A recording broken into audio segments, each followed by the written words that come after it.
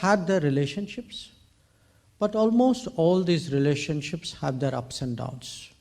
So if you look at Russia and China, Russia and USA, Russia and Europe, India and China, India and USA, you will actually see over a period of time, there are good periods, there are sometimes not so good periods, there are difficulties, there are stresses, and there are very also good memories and great achievements. To me, what is actually exceptional about India-Russia relations is from the early 50s, it actually for 70, 80 odd years, and there have been big changes in this period. This was a period when actually the Soviet Union became Russian Federation, among other countries. When actually big changes have happened in world politics, when Russia has actually transformed, India has grown. And yet, if there is one constant actually in world politics, it has actually been the relationship with India-Russia. So everywhere else, actually, you get the question when you look at any relationship, why has this relationship changed? I think we are the only two countries which have to answer why has this relationship not changed. And I can think of many reasons. One, of course, that if you look at the map of the world, if you look at the continental mass, it is natural as two big countries of the central landmass in the world, India and Russia, have many things which bring them together.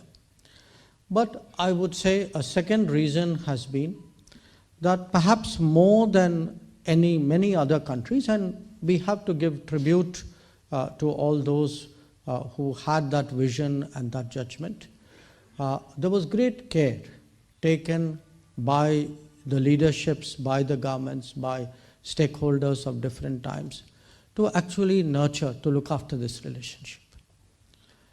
Ambassador referred to the early 90s. Now, I don't know, I'm curious, how many of you have been in, I'm not asking the Russians, how many Indians or people of Indian origin have lived here for more than 30 years? Okay. No, it's a good sample, okay? Now, those who have lived more than 30 years would remember, what some of the challenges of the early 90s, okay? But think back on that period. Even then, the relationship was very steady. Even then, somewhere there was that belief that the two countries would care for each other, would look after each other, would make that extra effort. So I would make the point that this is today a relationship of exceptional steadiness and consistency. It is a relationship which has held firm despite all the turbulence in world politics over the last 40, 50 years. It is a relationship where the leaderships and the governments have made a great effort.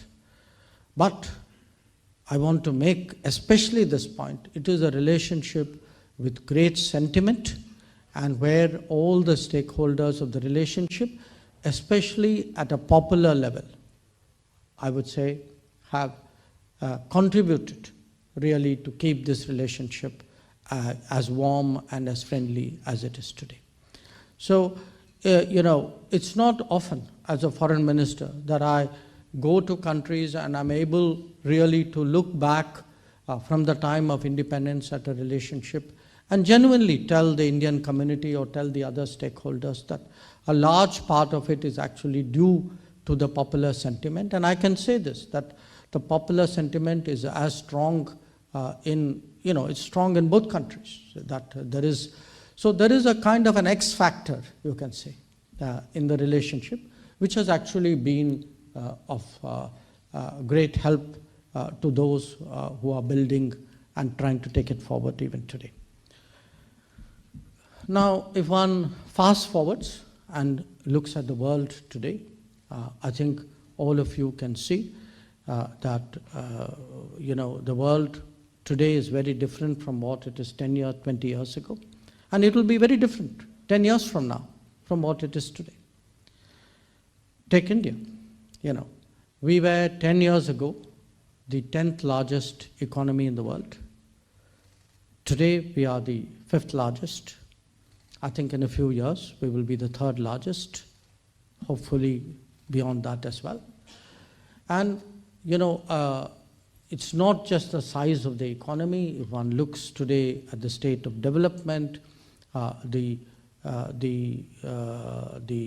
influence and impact on the world, and in many ways, the Indian community abroad is actually the best testimony that if I have to explain to someone what has been the impact of India in the world, one answer for me would be look at the Indian community across the world. They themselves are the impact. They themselves are the change. That the contribution they make, the contribution the influence that they have, that itself is a sign of changing times. So the official name of our relationship is Special and Privileged Strategic Partnership. So believe me, every word means something. That these are not lightly chosen words, that they have a message. That is a message which captures the history of the last 78 years, and it certainly reflects the sentiments and the hopes for the next many, many decades to come.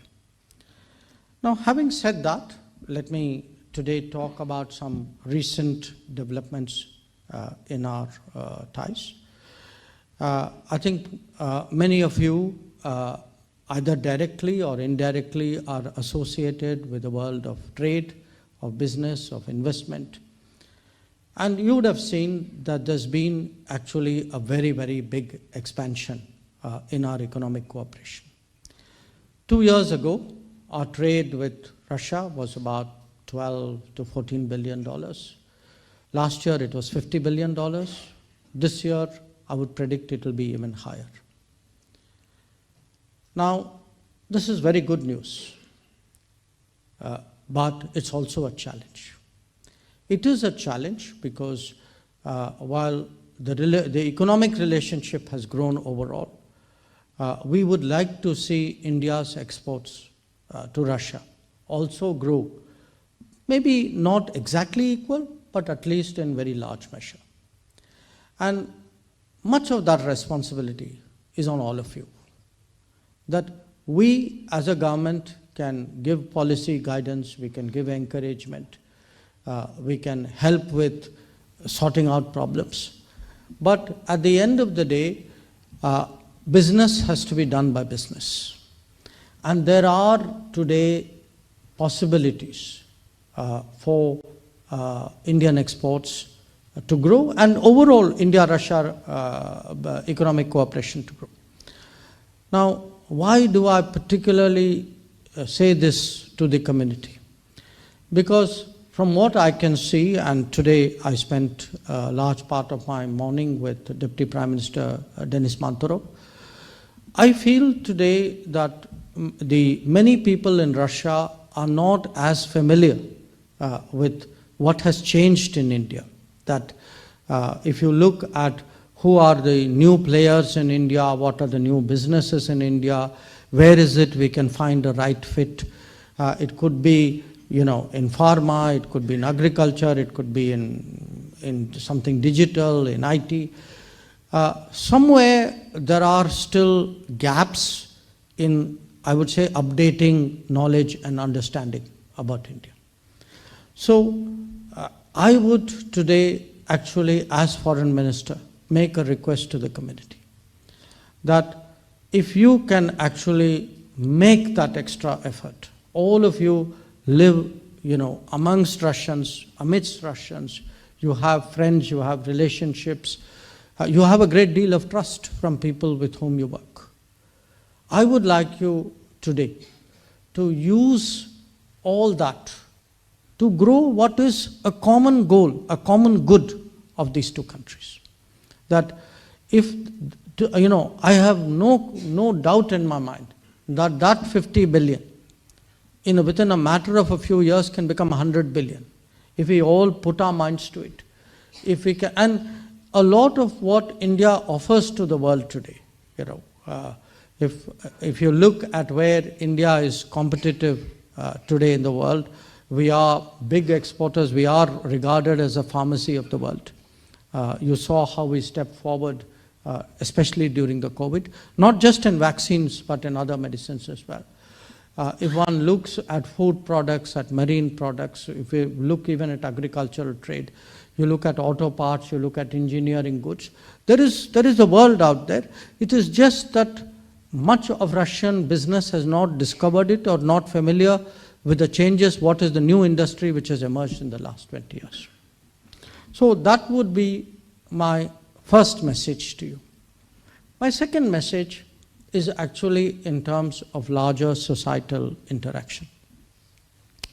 As I said, the feelings of the people for each other has always been a very powerful driver of this relationship.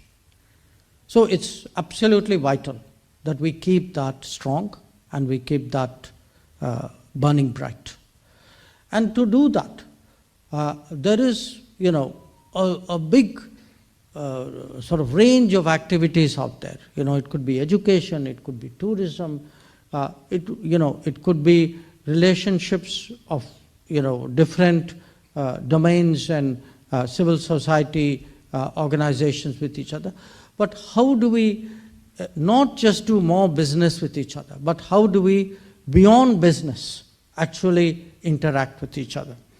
And I would say, for me, particularly tourism, encouraging more cultural exchange. What we saw our young friends doing just now. Culture has always been a very strong element in the tradition. It's a very traditional element. I mean, some of the finest Indologists in the world were actually from Russia. That if one look, whether you look at arts, you look at performing arts, you look at fine arts, you look at knowledge about India, there was a great tradition out there. We must keep that tradition going. We must find ways of making it contemporary. We must find ways of interesting young Russians today in India. And to me, the best way of interesting anybody is to first get them to visit. So when Prime Minister Modi travels out, he has one request which he always makes of the community. On his behalf, I make that request to you. Please ask 5 friends of yours. Not just ask, please make sure 5 friends of yours visit India. If each one of you in a community abroad can actually get 5 friends to India, believe me, you are making actually a very important contribution, because those 5 friends will certainly, in their own turn, get others close to them to also do the same. Now, where, my own foreign policy business is concerned, I just want to say, between us and Russia, things are very good, very strong. We are, we deal with each other very openly, very confidently. We are members of many organizations. BRICS is the most notable. Russia will have the presidency in the coming year. We are very committed to supporting their successful presidency. We ourselves have just completed the G20 presidency, which many of you know, and we got very strong cooperation from Russia to ensure that our chairship was very successful. मेरा ये channel subscribe करें और मेरे हर update आपको मिले, इसके लिए bell icon जरूर दबाइएगा।